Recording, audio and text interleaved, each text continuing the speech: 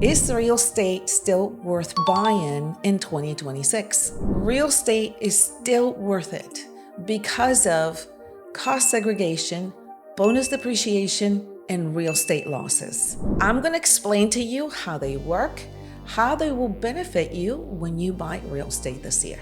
If you like this video and you find it in any way helpful, please like and subscribe. Let's talk about what is cost segregation. And I get a lot of confusing phases when I say this. And it's basically a simple engineering breakdown of your building or home. So basically what's going to happen is that let's assume that you bought a house for $600,000.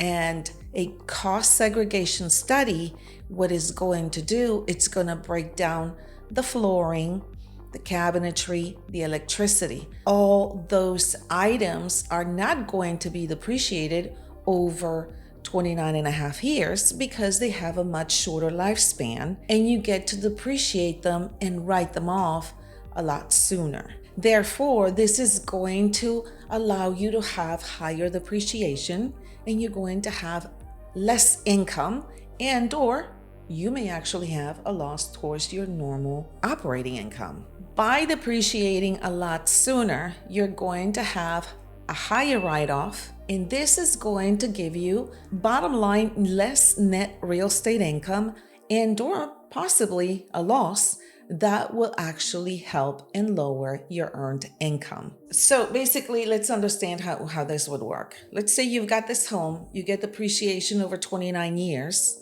We don't depreciate land. So if you buy a $600,000 home, you take $200,000 off for land. Now you're going to depreciate $400,000 into 29 and a half years. That's going to be about $13,500 normally of depreciation. However, if you take the same home and you break it down into cabinetry, and these are depreciated over 5 years, and let's say floors, they're depreciated over 7 years.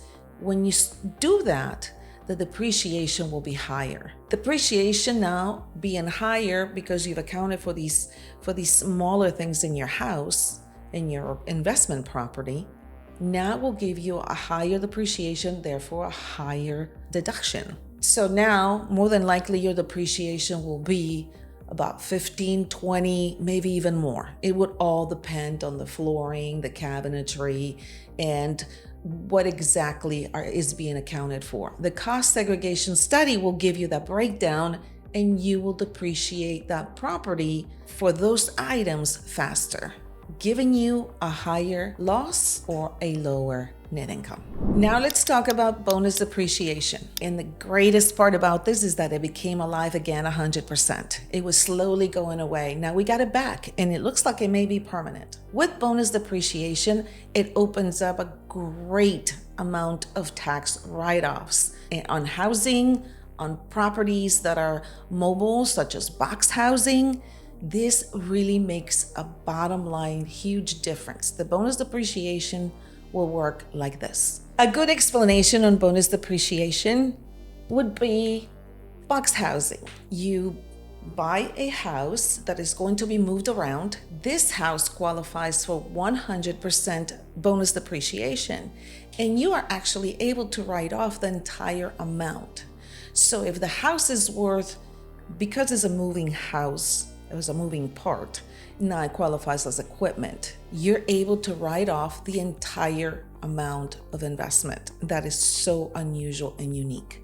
It can make $100,000 difference on your taxes. Because bonus depreciation came about now, it's making this life of real estate so much more appealing for the average investor.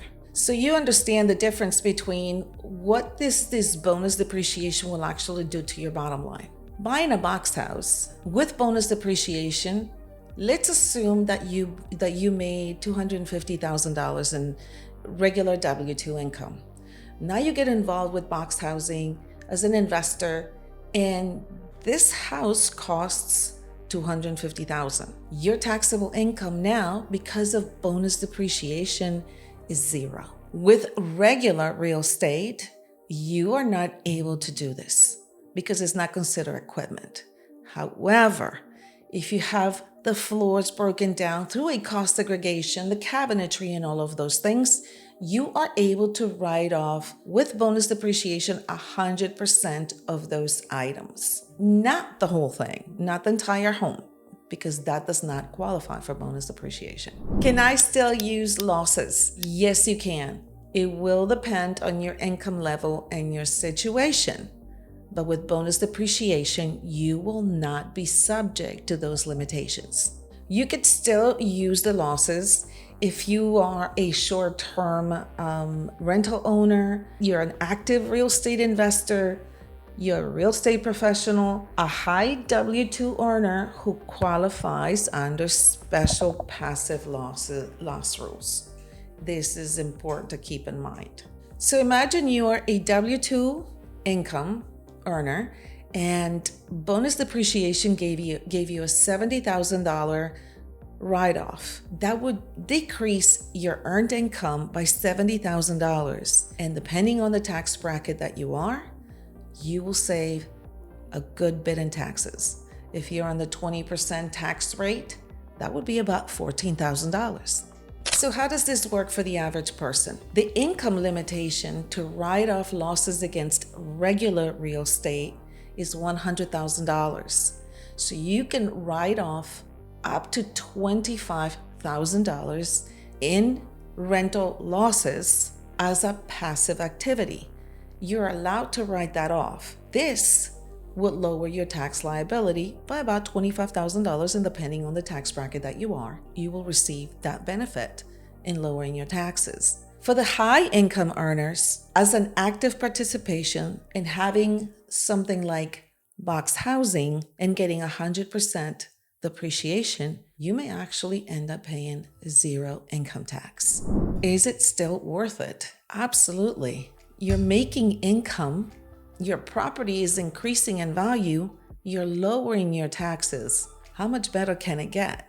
And yes, there's going to be some work, and yes, there's going to be things that you will have to do.